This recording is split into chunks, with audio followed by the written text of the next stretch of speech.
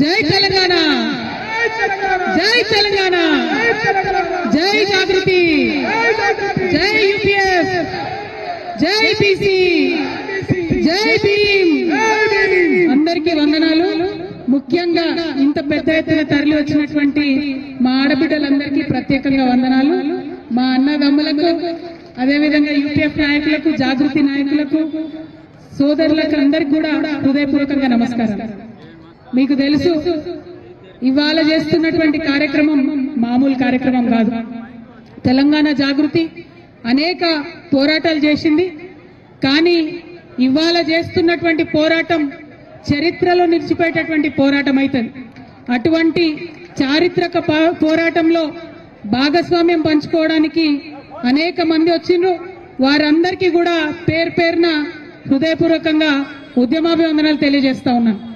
ఇవాళ ఇందిరా పార్క్ దగ్గర ఇంతమందిని చేరి నిరసన తెలపాల్సినటువంటి అవసరం ఏమొచ్చిందో ఒకసారి ఆలోచించుకోవాలి.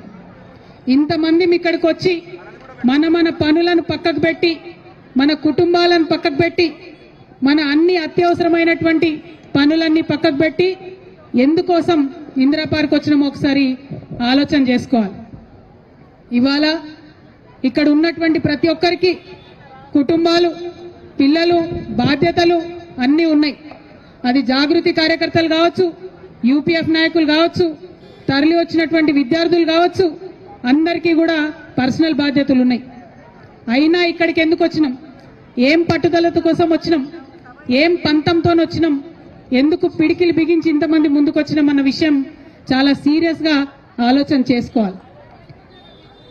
ఇవాళ తెలంగాణ రాష్ట్రం వచ్చిన తర్వాత సబ్బండ వర్ణాలు, సబ్బండ వర్గాలు అందరం కూడా సంతోషంగా బాగుండాలనే తెలంగాణ తెచ్చుకున్నటువంటి తెలంగాణలో అనేక మంచి పనులు చేసుకున్నాం. ఇంకా చేసుకోవాల్సిన పనులు కూడా ఎన్నో ఉన్నాయి. మరి ఆర్థికంగా, సామాజికంగా, రాజకీయంగా అన్ని వర్గాలు బాగున్నప్పుడే తెలంగాణ బాగుంటుందనేటటువంటి బలమైన విశ్వాసాన్ని కూడా మనందరం కలిగి ఉన్నాం. ఇక్కడ ఉన్న వాళ్ళు ఎవరు కూడా మామూలు మనుషులు కాదు. ఒక్కొక్కరు ఒక్కొక్క చిచ్చర పిడుగులు. ఎందుకంటే ఇక్కడ ఉన్న ప్రతి ఒక్కరు కూడా వేలాది మందిని కిందకెళ్లి ప్రభావితం చేయగలిగేటటువంటి నాయకులు, కార్యకర్తలే ఇక్కడ ఉన్నారు. మరి అలా ఏం పంతంతో ఇక్కడికి వచ్చినాం మనం?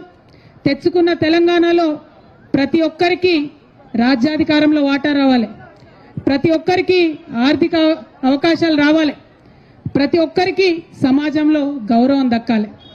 సమాజంలో సగభాగం బీసీలు ఉన్నారు. మరి సగభాగం ఉన్నటువంటి బీసీలకు రాజకీయంగా సమ ప్రాధాన్యత దక్కాలనేటటువంటి ఉక్కు సంకల్పంతోనే ఇవాళ పిడికిలు బిగించి మనందరం ఇక్కడికి రావడం జరిగింది. గత కొన్ని నెలలుగా మనం ప్రభుత్వం వెంట పడుతున్నాం. మీరు కామారెడ్డి డిక్లరేషన్లో చెప్పింది చెప్పినట్టుగా పాటించాలే, బీసీలకు న్యాయం చేయాలని కోరుతా ఉన్నాం. తెలంగాణ జాగృతి, యునైటెడ్ పూలే ఫ్రంట్ మన యొక్క ఉద్యమాల ఒత్తిడితోని ఇవాళ అసెంబ్లీలో 2 బిల్లులు పాస్ అయినాయి. సావిత్రిబాయి పూలే గారి జయంతిని అఫీషియల్ గా ఉమెన్స్ టీచర్స్ డేగా ప్రకటించారు. పూలే గారి విగ్రహాన్ని మనం అసెంబ్లీలో అడిగితే వాళ్ళు ట్యాంక్ బండ్ మీద పెడతామన్నారు. ఒక్కొక్కటి ముందడుగు పడుతున్నది. ఒక్కొక్కటిగా ప్రభుత్వాలను కదిలించగలుగుతా ఉన్నాం, వారి మెడలు వంచగలుగుతా ఉన్నాం. ఇప్పుడు చాలా బలీయమైనటువంటి ఆకాంక్ష మనందరికీ. ఏందది? ఇవాళ జరుగుతున్నటువంటి లోకల్ బాడీ ఎన్నికలలో, రేపు తెలంగాణలో జరగబోయేటటువంటి స్థానిక సంస్థల ఎన్నికల్లో డిక్లరేషన్, కామారెడ్డి డిక్లరేషన్లో చెప్పిన విధంగా 42% రిజర్వేషన్ ఇచ్చి తీరాల్సిందే అని ఇవాళ ఇక్కడ కూర్చున్నాం. 42% రిజర్వేషన్ కోసం 72 గంటల నిరంతర నిరాహార దీక్ష కోసం ఇవాళ ఇక్కడ కూర్చున్నాం. ఇది రాజకీయ పోరాటం కాదు, ఇది ఆత్మగౌరవ పోరాటం. బీసీల ఆత్మగౌరవం కోసం జరుగుతున్నటువంటి పోరాటం, గాంధీ గారు చూపించినటువంటి మార్గంలో మనం చేస్తున్నటువంటి పోరాటం. గాంధీ గారు ఏం చెప్పారు మనకు? మీకేదన్నా అంశం సాధించాలంటే, ఎవరి ఆకాంక్షలన్నా ముందుకు తీసుకొని వెళ్ళాలంటే హింస వైపు వెళ్ళొద్దు, మనల్ని మనమే కష్టపెట్టుకోవాలి. అందుకే ఇవాళ మేము ఉక్కు సంకల్పం తీసుకున్నాం.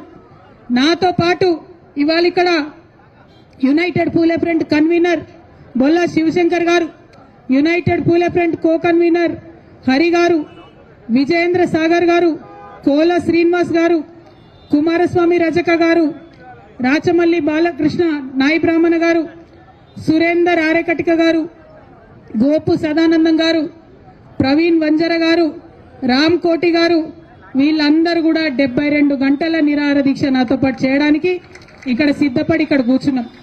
ఇంకా మా ఆడబిడ్డల పేర్లన్నీ కూడా వస్తున్నాయి, వచ్చినాక అవి కూడా అనౌన్స్ చేస్తాం.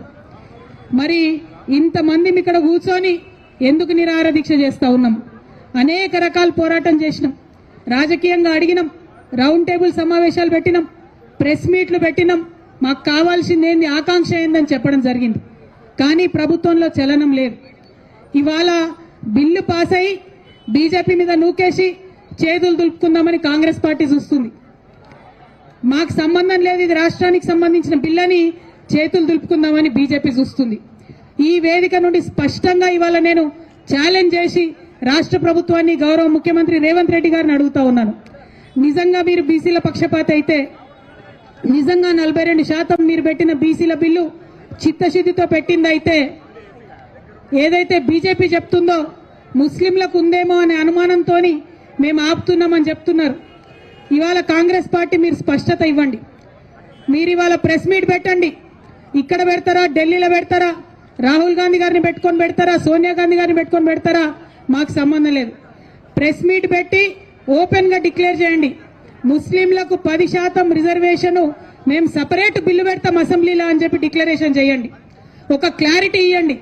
దాంతో ఏమైతుంది, ఇప్పుడున్న 42%లో ముస్లిం మైనారిటీల రిజర్వేషన్ దీంట్లో ఇంక్లూడెడ్ కాదు, ముస్లింస్ కి సపరేట్ గా 10% రిజర్వేషన్ పెట్టాలని చెప్పి మేము డిమాండ్ చేస్తా ఉన్నాం. ఇక అప్పుడు బీజేపీ మీద ఉంటది బాధ్యత. ఈ 42%లో ముస్లింస్ లేరనే విషయాన్ని కాంగ్రెస్ పార్టీ క్లారిటీ ఇవ్వాలి.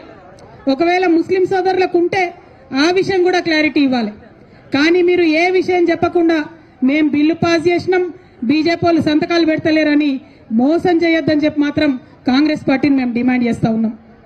మేము ఇక్కడ 72 గంటలు కూర్చుంటాం. ఈ 72 గంటల్లో మీరు ఢిల్లీలో రేపటి నుంచి మీ అగ్రనాయకులు కలుస్తా ఉన్నారు. ముఖ్యమంత్రి గారు నేను డిమాండ్ చేస్తా ఉన్నా, వాళ్ళ పర్మిషన్ తీసుకోండి. ఎందుకంటే ఢిల్లీలో పర్మిషన్ ఇవ్వండి, గల్లీలో వీళ్ళు కుర్చీలో కూడా కూర్చునే పరిస్థితి లేదు. కాబట్టి ఢిల్లీలో మీ అగ్రనాయకుల పర్మిషన్ తీసుకోండి. ఈ 42% బీసీలకు సపరేట్ గా పెట్టండి, 10% ముస్లింల కోసం సపరేట్ గా పెట్టండి. ఆ క్లారిటీ ఇవ్వండి, ఆ స్పష్టత ఇవ్వండి. ఆ తర్వాత బీజేపీ గనక సంతకం పెట్టకపోతే, గవర్నర్ గారు గనక సంతకం పెట్టకపోతే మేము ఈ దీక్ష ఇక్కడ కాదు ఢిల్లీకి పోయి జంతర్ మంతర్ మీద అక్కడే చేస్తామని కూడా ఈ సందర్భంగా మీకు తెలియజేస్తా ఉన్నా. ఈ స్పష్టత ఇవ్వకుండా, ఈ క్లారిటీ ఇవ్వకుండా నువ్వెంత అంటే నువ్వెంత, తూకిత్తా అంటే తూకిత్తా అని కాంగ్రెస్ బీజేపీ కూడా ఇద్దరు కలిసి మోసం చేసే ప్రయత్నం చేస్తున్నాయి. బీసీ బిడ్డలను మభ్యపెట్టే ప్రయత్నం చేస్తున్నాయి. ఈ ప్రయత్నాన్ని మాత్రం మేము ఎట్టి పరిస్థితుల్లో సఫలం చేయనిచ్చేది లేదు. ఇక రెండో విషయం, మేము 72 గంటలు దీక్ష చేస్తాం, మేమే అన్నం తినం, మేమే నీళ్లు తాగం, 72 గంటలు ఇక్కడ కూర్చుంటాం మా బీసీ బిడ్డల కోసం అంటే ప్రభుత్వం భయపడుతోంది, పర్మిషన్ ఇస్తలేదు. ఇవ్వాలంటే మనం 10 నుంచి 4 వరకే ఉండాలంట. నేను డిమాండ్ చేస్తా ఉన్నా, ఆనాడు ఉమ్మడి ఆంధ్రప్రదేశ్లోనే 48 గంటలు నిరంతర నిరాహార దీక్ష అంబేద్కర్ విగ్రహాన్ని అసెంబ్లీలో పెట్టడం కోసం చేసినాం. మీరు ఆంధ్రోల కన్నా పాపం అయిపోయినరా, ఆంధ్ర సర్కార్ కన్నా పాపం అయిపోయినరా మీరు? ఆనాడు ఉమ్మడి ఆంధ్రప్రదేశ్ లో సమైక్యాంధ్ర పాలకులు కూడా పర్మిషన్ ఇచ్చిండ్రు. ధర్నా చౌక్ ఓపెన్ చేసినా అని చెప్పి ఢిల్లీలో గప్పాలు కొడతారు మన ముఖ్యమంత్రి గారు. కానీ మాకు పర్మిషన్ ఇవ్వడానికి ఎందుకు భయపడతా ఉన్నారు?